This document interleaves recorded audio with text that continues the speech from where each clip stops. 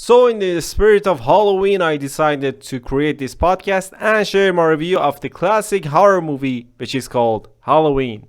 Not the new Halloween, the one that came out in 1978, the classic one. Thank you for clicking on my channel, and without further ado, let's go! And while you're here, don't forget to like and subscribe.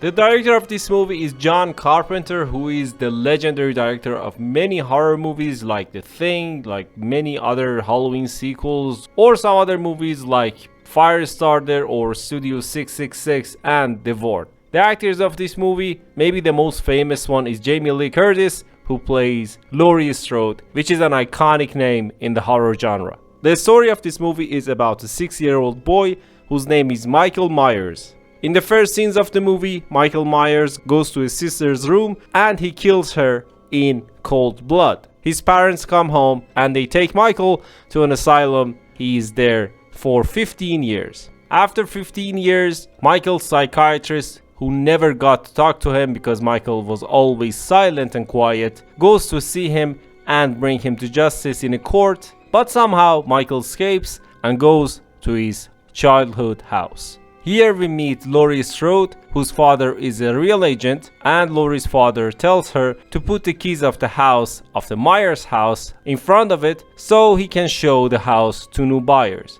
Michael is there, he sees Laurie, and he stalks him. When you're talking about Michael Myers, you're talking about one of the most iconic monsters and serial killers in the history of the cinema. If you look at the movie now, it might not be good by today's standards, because there are so many better horror movies. The movie in general feels bad. It has really bad actings, almost no budget, which is pretty obvious. The deaths are normally comedic because the faces of the people that Michael kills are really funny with crossed eyes, and there is no, cinematic effect or something like that.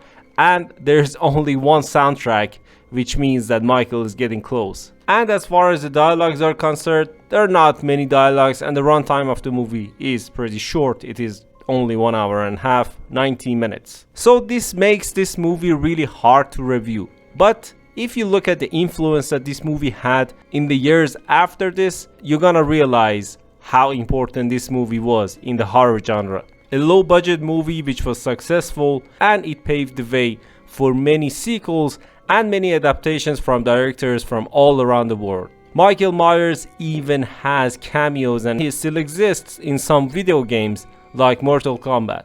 All of these elements make this movie really hard to review. But as I said, if you look at the legacy that this movie left behind, this movie at its time was something brilliant. And I don't know if you noticed or not, we also see the movie The Thing, which the same director, John Carpenter, makes in the future years. It is kind of an Easter egg, maybe something that we are used to now, but it was not around as much at the time. So if you're watching the classic Halloween now, it might not be a good movie. If you're watching it for the first time, of course. If you're watching it, for just the sake of watching a horror movie and relive your memories, this movie might still frighten you, but for the eyes that watch this movie for the first time, this will not scare them, because it is just ridiculous at many levels. And yeah, that's it. Tell me, what do you think about Halloween, the first Halloween, the classic one, and what is your favorite horror movie that you prefer to watch in Halloween? Don't forget to like and subscribe. Thanks. Bye.